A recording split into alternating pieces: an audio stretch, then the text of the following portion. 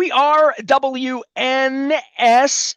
AM 1570, Towson, Baltimore. We are Baltimore positive. We like to call ourselves the Oriole experts around here, bird heads. Lucas was up late on Tuesday evening to begin the West Coast parade in, of all places, Sacramento. I will be awake at 10:05 on Friday night in Sacramento. I want to see what baseball in Sacramento looks like. My pal Tom Cousins, longtime Sacramento Bee sports editor and a one-time mentor to me in 1984 at the News American. We did a long-form chat about Sacramento. But in the meantime, it's Seattle. And Maury Brown from Forbes joined me. He covers the Mariners out on the West Coast, and Luke was covering the Mariners late night. You know, the Sugano thing, of all the stuff we want to beat up Elias about, and Charlie Morton sort of rounding in the form here while the team's in last place, I guess. But getting guys to the mound every 5 days and getting them 6-7 innings in 7, I mean, that's Jim Palmer. That's a complete game at this point. But getting a representative pitching effort, it's so what was missing in April and May, right? Like without that, that's what put them in last place. Is they needed more starts like they got from Sugano, and also some fortunate hitting and Colton Cowser back in the lineup, man. Well, that's really when you look at what this team has done over the last 2 weeks, it's been their starting pitching. I mean, it's not as though the offense has been an absolute juggernaut. I mean, they certainly had a good night to open this series in Seattle, and 5 runs is kind of the magic number that I've talked about even going back to the offseason, right? With this offense being intended, the intention was this offense to carry them, and the pitching needed to just be just good enough, right? And that was the formula. Obviously, they missed the mark. I mean, that's an understatement when you're in last place in early June and have had the start that the Orioles have had. But winning 7 of 9, you do look at the starting pitching, and it's been guys pitching better, but in the case of Tomiuki Sagano, it's been the guy that we've come to expect. I mean, we're talking about someone who's made what now, 12 starts, and he's allowed more than 3 runs once all year. He's completed 7 innings, which is not a benchmark that you see pitchers reach a whole lot anymore. I mean, it still happens plenty, but not even as much as it did 10 years ago. He completed 7 innings for the 4th time on Tuesday night. So I think it was, you see what Sugano. That's a third of the done. starts. He's made 7 innings. I mean, that's like how many other guys in baseball have done that? I mean, it's good. Like it's so funny because, and I've been as guilty of this as anyone. I've talked a lot about him not missing a whole lot of bats, and he doesn't. I mean, he had 5 strikeouts on Tuesday night. That's one of the higher totals that he's had in a start this year. He doesn't wow you in the sense that it's ever dominant, right? When have we ever really used the term dominant to describe Tomiuki Sagano? But he gets results. He's got that pitch mix. The splitter kind of leads the way, but he throws 6 different pitches. He commands. He doesn't walk many people. I mean, had 1 walk through 7 innings. I think he's had 1 walk in each of his last 3 starts. And he just gives you a chance. He competes. You can tell, despite the fact that he's a, quote, rookie in the major leagues, you can tell he's in his mid-30s and knows how to pitch. That's something that's universal. And the stuff, while it doesn't wow you, it doesn't overwhelm you, it's good enough, right? I mean, it's enough of a mix. It's enough of being able to locate. He knows where the ball's going, exactly. Right? I mean, you said locate, like he knows where the ball's going. That's half the game, right? I mean, for pitchers, like if you can place it and you study and weaknesses and follow your catcher and just in a general sense. And I think everything about these guys that come from another culture, dude, I have been in Tokyo Station with my wife, very confused. You know what I mean? I know what it looks like to be in another culture and say, oh my God, I don't recognize anything or anybody or it's very difficult. And if you haven't been dropped down someplace where you don't speak the language and can barely read the signs and you're 35, everything can be a challenge. Doing your laundry, finding things, getting basic answers to things. Maybe the internet helps and translate helps because it did when I was in Korea a couple of years ago, believe me. But I tip my cap to anybody. And I used to see these hockey players come over from Russia and learn the language, like Ovechkin. Comes off the boat, doesn't speak a word of English. Lemieux didn't speak a word of English when he came. If you ever heard Mario Lemieux speak, he didn't speak a word of English. I'm telling you, I met him when he was 17 years old. Like, it's unbelievable. And these guys come over and adjust, do their jobs, do it better than maybe we even expected. A lot of money and all that. But there really is something about having done something, the 10,000 hour rule. You know what I mean? Yeah. If you've done it that long over there and been successful, and scouts look at your stuff and they have all the science to say, you've got a fastball, it'll play. And all of the science went into Mike Elias. All of his science went into being like, all right, this is a $15 million pitcher for 1 year. This is just as good as getting a halfway washed up St. Louis Cardinal. To be better than Kyle Gibson. Yeah, well, that's been an Right? understatement. But yeah, I mean, and that's the real shame of it is if the Orioles hadn't gotten off to this terrible start and they weren't in the position that they're in right now, which is needing to play so incredibly well just to even get semi back into the mix, we'd be talking about this in much different terms, and the rest of baseball would be taking notice differently. I mean, Well, you'd say in and Sugano they signed a number 3 starter who's pitching like a number 2, I mean, right? $13 million well spent. On a 1 year deal, I mean, you couldn't ask for much better than that. I mean, they might get something serious back for him at the trading deadline. They could, or they could look to extend him. I mean, we'll see what happens. Again, he's 35. I do think it's going to be interesting in the same way we talk about this with young pitchers, right? You go through the league. There's now 12 starts of Major League Baseball that teams can look at you. So you've got to stay on top of pitch sequencing and the way that you set up hitters and all of that, because all these teams have advanced scouts and they have analytics and modeling that will run all those different things and figure out tendencies if you have them. So that's always the challenge, and that's a challenge for anyone, right? I mean, we talk about baseball being a great game of adjustments, but he's just done such a nice job. And you go back to that 6th inning. He gives up back-to-back singles to Crawford and Polanco, and you're thinking, okay, at that point it's 3-1. They're 2 on, and you have Julio Rodriguez and Cal Raleigh coming up. Strikes out Rodriguez and then gets Cal Raleigh to ground into a double play. I mean, that's the 6th inning. You're talking about facing the heart of the order at a point where, I mean, the game is very much up in the air. And I mean, he did the job and then went out there and tossed the 7th inning. So he's just, I mean, he's been throwback, such a good story. And everything you mentioned about coming from another country, another culture, all the adjustments that go into that. And think about it. I'm sure this wasn't just him taking any job in the major leagues. It was also, hey, I'm going to Baltimore. The Orioles have been in the playoffs the last couple of years, so I've got a chance to pitch in the majors, and I should be playing for a good club. How disastrous this season has started out, the fact that he hasn't gone down with the rest of the ship, so to speak, speaks to his experience. Well, Japanese, he's quiet in his mind. He's 35 years old. He's taking the ball. It's a big challenge for him all the way around. Maybe one thing about the cultural thing is, you don't lose focus. Yeah. I mean, you know what I mean? If I went over to Japan, didn't speak the language, and all I had to do was one thing, my job, and nobody's, I not communicating as much. There is a level of focus, and also he's waited his whole life to come over here and pitch at Yankee Stadium. He saw Ichiro play in that stadium.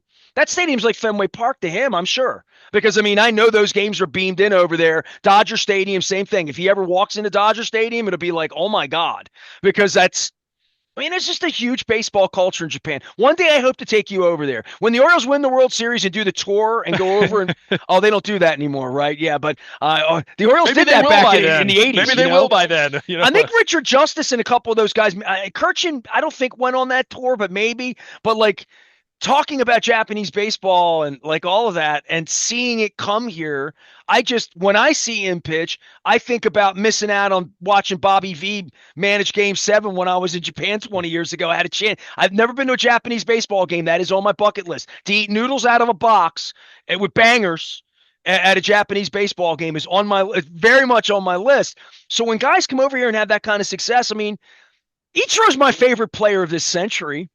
Yeah, I don't even know who else would be. I got my Tony Gwynn thing and my George Brett thing, but I don't even know who my favorite other player would be. And I'm not Japanese. And I love the way he played the game. I loved everything about him. And if you're a Japanese guy who's 35 years old coming over and pitching in that ballpark, I'm telling you, there's something else about it. I promise you. No question. And also, you have the backdrop of Ichiro going to the Hall of Fame this year.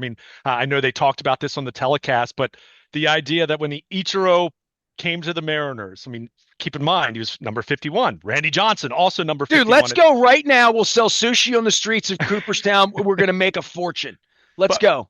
but I just that they had the banner posted how many days until he's inducted. I mean the story just came out that they're also going to recognize Randy Johnson, retiring both their numbers, right, in the same way that number 8 for the Yankees, Yogi Berra and Bill Dickey, right. So but Randy Johnson said no. Well, we're going to do that next year. This is Ichiro. This is summer of Ichiro. And I just thought that was cool because they told the story about how Ichiro, when he arrived in Seattle, he wrote a letter to Randy Johnson asking him if it would be okay to wear his number that he wore for so many years in Seattle. So, it's cool. I mean, you hear that. And so someone like Sugano, who drops into that environment after following Ichiro from afar, of course, in the way that any Japanese baseball player would have of his generation, had to be special. But Yeah, that's a backdrop to that start to he's me pitched. and the 4-game winning streak. And if they're going to get back into this, I think you'll look at that 6th inning and say,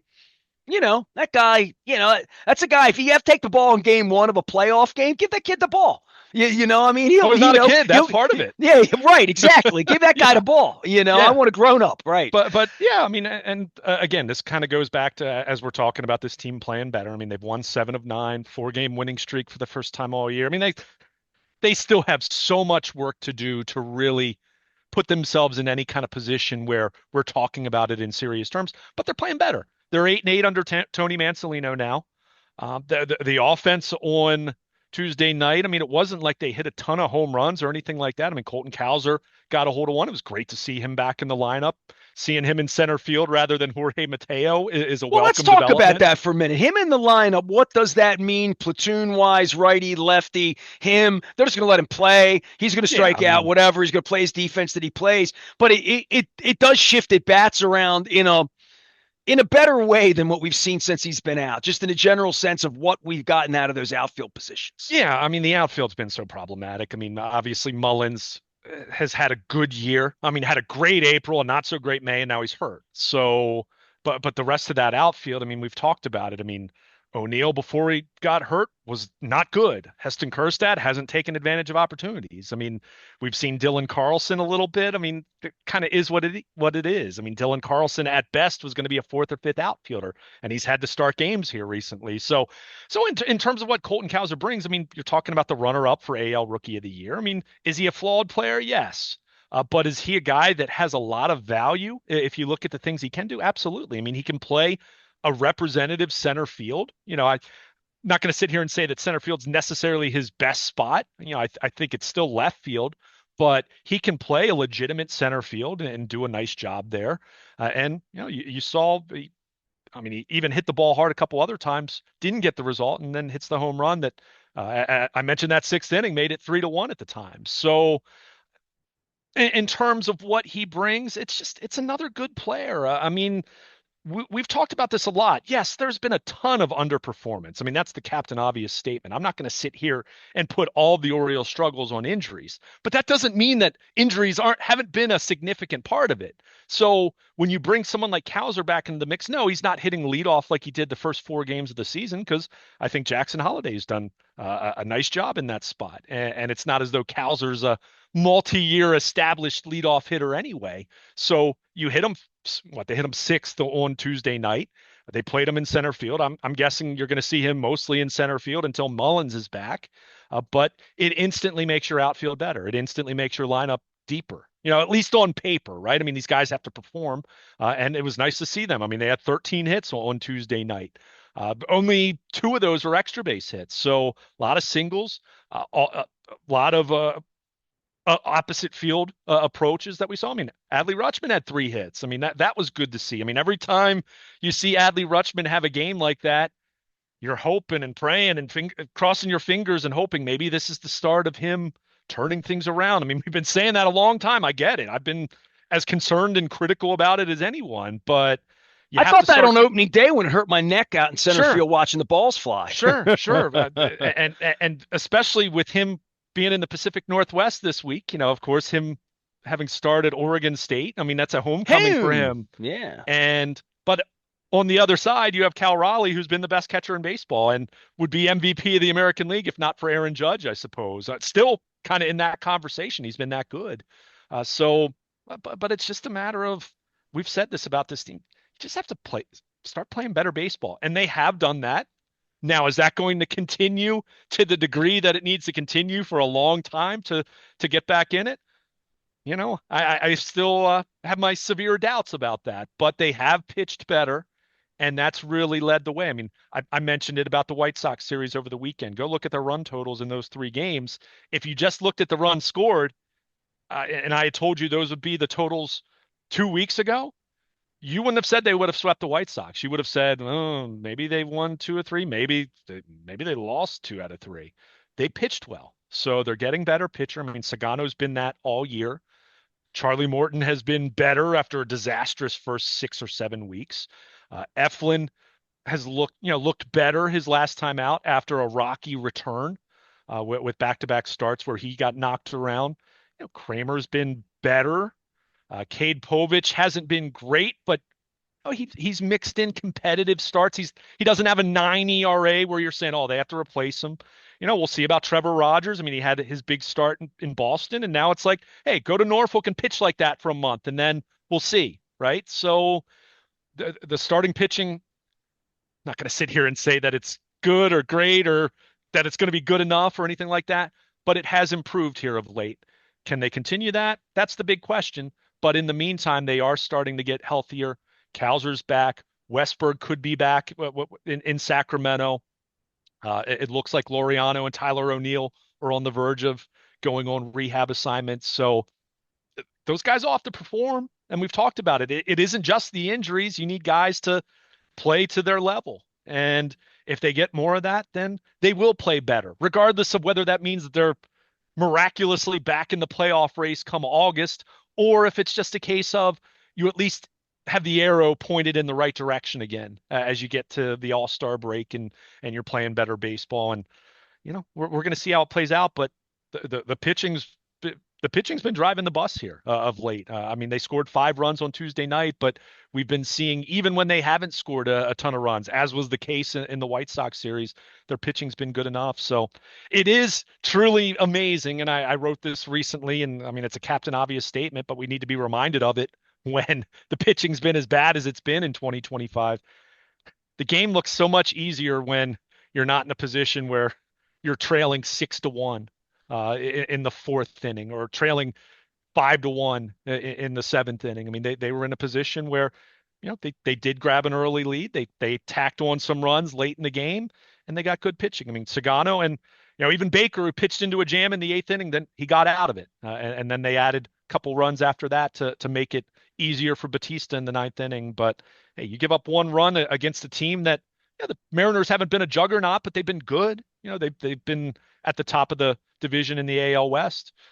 That says a little more, I suppose, than sweeping the Chicago White Sox. So we'll see how the next couple days play out and see if they can get a series win.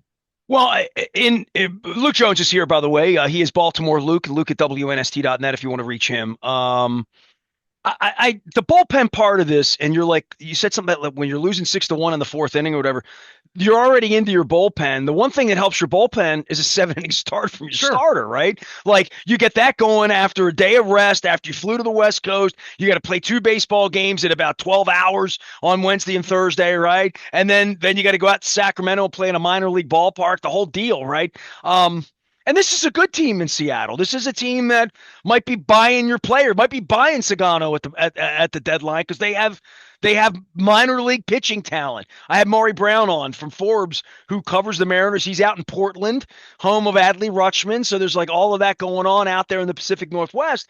And the Mariners are a team that you better hope they stay competitive and want your pitching, or want a Ryan O'Hearn for their lineup at first base to go along with their sexy catcher, that you can steal a couple of pitchers. Because when I talk to really smart baseball people and they watch the last place team, you and I will talk about them maybe trying to get in 4-game winning streak. I'll do rainbows and sunshine, especially in June. I'm happy with rainbows and sunshine in June.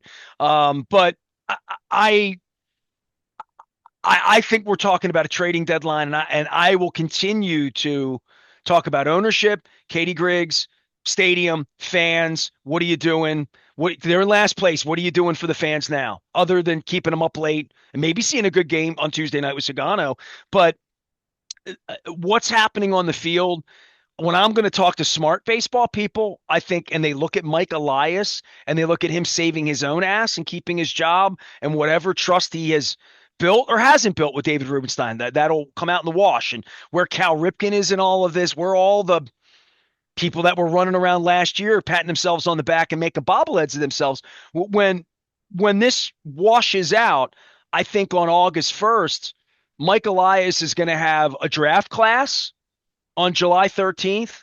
We're going to have what, one or two all-stars, and maybe they let Holiday in the side door and O'Hearn will be there or whatever, maybe. And August 1st, there's going to be deals. Who's going to be on the team and off the team?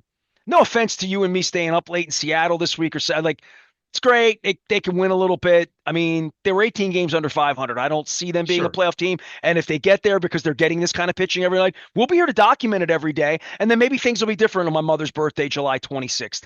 But I don't think it will be. And I think the real story here is the better Sugano is, the better you can deal them. The more home runs O'Hearn hits, the better, Mountcastle's worthless. There's things that you're not going to get anything for, but this becomes Trader Vic at this point, and because that's the only thing that's going to build. They need to build who's going to be in Sarasota next March at this point. And to your point, giving at bats to Cowser, to get Mayo, to get figure out what you got on your deck. But I think as the weather gets better here, we're going to be talking about who's got value and who's hitting the ball well and who can we deal for some Phillies prospect. It's going to be a lot of that. And whoever these prospects are, we're not going to know who they're going to be some Basayo from somebody's, A-ball team in Peoria. But this is, and that's, by the way, that's Elias's strength, right? Is knowing minor league talent and bringing in the Bradishes and like all of that. So that would play to the strength of the organization. But when I start to talk to Maury Brown, it wasn't even as much about the Orioles and the Mariners as much as it was, the Mariners have some deep depth in pitching and we could use Ryan O'Hearn. It's starting to become that kind of a conversation. Yeah, and the Mariners are an interesting team from the standpoint of, we all remember their rotation was their strength last year, and they had so many issues scoring runs. They fired their manager. They brought in Edgar Martinez. The Edgar Martinez piece for Maury Brown was a very interesting thing. It's been fascinating. You're talking about Randy Johnson and Ichiro and all that's going on out in Seattle. They brought Cal Ripken back to be the batting coach, like literally. I mean, that's what they did there. yeah, and their offense has been way better. I mean, it's not this unbelievable juggernaut top to bottom, but it helps when Cal Raleigh's playing at an MVP level. I mean, he's been phenomenal for them. It reminds you of what Adley Rutschman is supposed to be and had been, maybe not to that degree, but had been an all-star catcher for 2 years. I mean, Cal Raleigh's been phenomenal for them, but their offense has been they've been a top 10 caliber offense, whereas their pitching's been a little below average. Now, great example on Tuesday night, George Kirby, who, he was hurt. He hasn't looked very good coming back. It's only been a few starts, but he struggled. But yeah, the Mariners are a team that certainly is going to be at this point looking like a team that's going to buy. That AL West is interesting in the sense that, you don't have the Astros looking like juggernauts, but they're still there and they've played better of late. And they actually moved ahead of Seattle based on Tuesday night's results. But Seattle's right there. The Rangers, I think a lot of people thought they'd spring back to where they were 2 years ago, but that hasn't happened to this point. And then you have the Angels and the A's, which, the A's had been playing okay for a while and they've been woeful here over the last couple of weeks. So if you're Seattle, you're looking at this thing and saying, okay, we're not going to be a number one seed. The Yankees and the Tigers are going to, especially the Tigers, going to be duking it out for home field in the AL, but we've got a heck of a chance here to be a playoff team. So yeah, team like the Orioles. I'm with you, right? It's fun to talk about the Orioles at least playing better. But realistically speaking, we know where the math is at this point in time. You can't bury yourself to the degree that the Orioles did and expect that you're going to overcorrect then, on the flip side, play that much more over your heads of what your true talent level might be, right? I mean, I think people that were optimistic about this club, even with their pitching concerns, kind of thought they'd be, 89 wins, 90 wins, maybe if things went incredibly well, a couple more wins than that. Even playing at that pace the rest of the year, it's not going to get them. I mean, they need to play like a juggernaut the rest of the Well, year. So, also for all the kids out there that the wacky 100 win year 2 years ago, there was some weird math involved in one run victories oh and come yeah, from behind and they played over their heads cardiac and that I year. mean they did stuff that they won 10 games that were in the balance that if Batista wasn't there to save their ass, they would. If he had blown four more of those, they would have been not what they were or perceived to have been. They weren't. They weren't blowing teams out and winning like the '96 Yankees. You know what I mean? Like it wasn't like that. Yeah, I mean they take nothing away. I mean they won 101 games, but if you looked at, and I've thrown this out to you based on run differential, their Pythagorean win loss was 94, a 94 win team, right? I mean that, So sabermetricians would say, 7 wins was the number. Okay, well, they fair would enough. kind of say that that was maybe their true talent level, which hey, that's still a great year. Like so, but for them to be in a position where we're having a different conversation about the trade deadline, I mean, they have to go nuts over these next, 49, 50 games between now and the trade deadline. So, I mean, if they do it, then to your point, we'll have a heck of a lot of fun talking about the previous night's game and having a different tone to our conversations. But Yeah, when they've won 12 of 15 and Rodriguez is back in the rotation before the All-Star game and like now they're 3 under 500 and yeah, 7 I mean, that's a back and way different 4.5 conversation back now. out of the wild card and we're getting up on the All-Star break, but that's 5 weeks of them, if they're I don't know, 18 and 9 this month. You know what I mean? In this calendar month, if they have that kind of a month, okay, I'll start to hear it a I'll little bit. start to Yeah, hear it a little bit at the end sure. of the month that they're not sellers. But right now, it's what pieces do they have to sell? How crafty can they be? Mike Elias is still running the team, so he's in charge. This is what he's supposed to be good at. Trevor Rogers aside, Jack Flaherty aside, and all that. But dealing off the top of the deck to get farm hands, that feels like, that's a strength for him. That's what he'll be doing when he gets fired here working for the next organization. Yeah, I mean and we're going to see how it plays out. I mean, I do think there's more nuance than talking about, their trade deadline 3 years ago or 4 years ago, but because you do have a team that you're envisioning competing next year. So I don't think you're just giving guys away. You're not giving guys away for, lottery tickets. You're hoping if you're trading that you're going to get something that you think has some real value and can help your club. I think there's also the nuance of anyone that you would be interested in re-signing.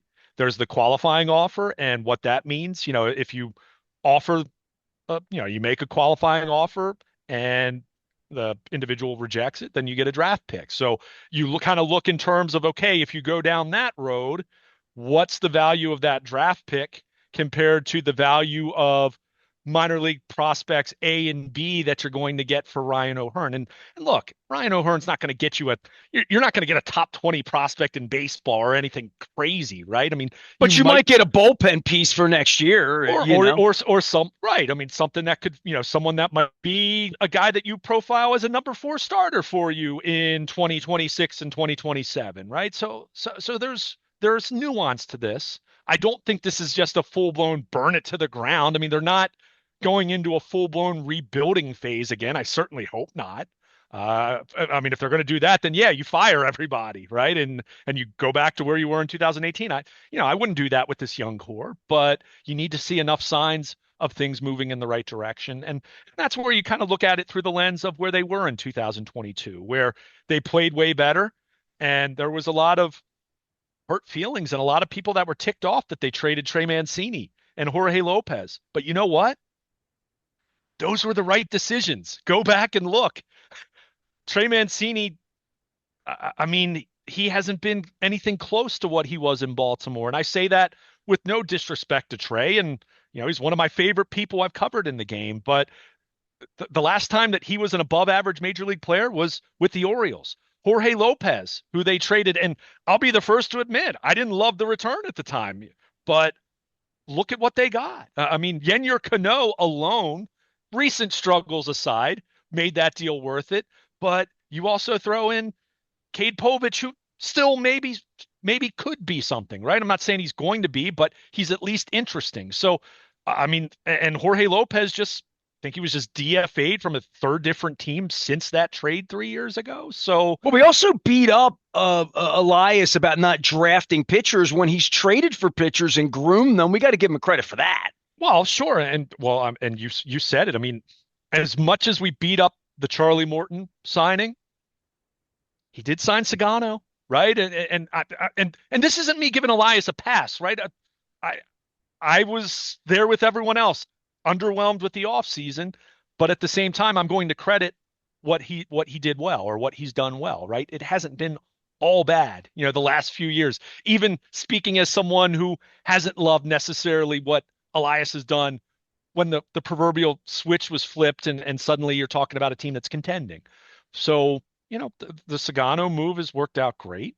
Morton has not worked out well. The last 3 weeks have offered a glimpse, I'm sure, of what Mike Elias thought he was going to be. We'll see what he is the rest of the year. I mean, if Charlie Morton pitches his butt off for the next 6 weeks, is there a scenario where you could trade him, pay off a little bit of the salary that you're giving to another team, and you get a couple lottery ticket prospects, right? I mean, that's certainly a scenario that, while isn't necessarily likely, it's possible. So, you're just going to have to see how this plays out. But in the meantime, they are playing better. It's refreshing to see them playing better. They've got a long way to go, and they've got to play, 7 of 9 is one thing. Win 14 of 18. Then we're starting to talk about a team that's slowly but surely creeping its way back towards 500, right? I mean, you just have to keep doing it. And it sounds like you're moving the goalpost, but it's just reality when you were 18 games under 500 at your low water mark. Win some games, or otherwise, I'm talking about you guys as an erector set of, that we're going to be selling off pieces here. Sure. That is the only thing as a fan I'm interested in, is when are you going to win again next, and who, to quote Buck Showalter, who are going to be the pile divers? Yeah. If Colton Cowser goes out and hits 311 the rest of the year, and August 1st comes and you can deal him for the next Garrett Crochet or the next pitcher or you get an opening day starter next year out of it because you get an Eflin kind of guy with money and deals. Hey man, they're just pieces at this point. Really. Yeah. And I mean, I certainly don't expect him to be someone that's in that category, but for these young guys, hey, Heston Kjerstad, you might be sent down here in the coming days. But hey, you had a good game on Tuesday night. That was good to see. Kobe Mayo. We don't know how long Ryan Mountcastle is going to be on the IL. It's go time. You've got to start figuring this out. I get it. You've had these stop-start opportunities where you haven't necessarily played a whole lot, but at some point, it's the old adage that Buck Showalter used to say. Young guys will tell me, I'll play better if I get to play more. And what would Buck say? Well, I'd play you more if you played better, right? I mean, it's that conundrum there where you're just like, hey, we want to play you, but you've got to show some signs that it's moving in the right direction, because we're trying to win games here. I mean, this team at this point here in early June, regardless of how we feel about them, they're still of the mindset that they're going to try to get back in this thing. I mean, that doesn't mean they're going to be buyers and they're going to start trading for rentals that are going to help them in 2025. But until Mike Elias sells off some of these guys, yeah, they're going to try to win. And, at the very least, you want to see the young core start playing better. That's why it's great to see Cowser back. I mean, Westberg's going to be back this weekend, most likely. So you have a more representative lineup. You hope to score some more runs. We've talked about the pitching. Is the pitching going to continue to perform at this level that it has over the last 10 days? I don't know. I mean, it's been really, really good the last week and a half, but can it stabilize and be a little more consistent, right? Can you not be last in the majors or last in the AL? Can you get back to where, I don't know, you're 23rd? I mean, we're not talking about a high bar here at this point when it's been this bad. So, but you can't think in those terms. You have to compartmentalize. You think about the next day, the next night. I mean, you see what Cade Povich does in the second game, and then you have Eflin going in the matinee on Thursday, trying to at the very least, winning a series or having a chance to sweep, depending on how Wednesday night goes. So, this team, we've talked about it. They dug such an immense hole to try to climb out of. And I'm not sitting here saying with any level of meaningful confidence that they're going to be able to do it because I don't believe that they're going to be able to do that. But I certainly think they can play better. I mean, can't play much worse than they did through the first 2 months. So let's see Well, if you you add can. better players, you play better, right? Yeah. I mean, and that's why I keep saying, like, I don't mean this to sound like the injuries are an excuse. They're not, because they've had plenty of guys underperform on top of that. But it doesn't mean the injuries haven't made an impact here. I mean, it'd be crazy to completely dismiss it. As I say to you all the time when we're talking about the Ravens, when you get to a certain level with the injuries, next man up's nothing more than a T-shirt slogan. I mean, you truly get to a point where there's a threshold where you just say, no, you're not going to be very good.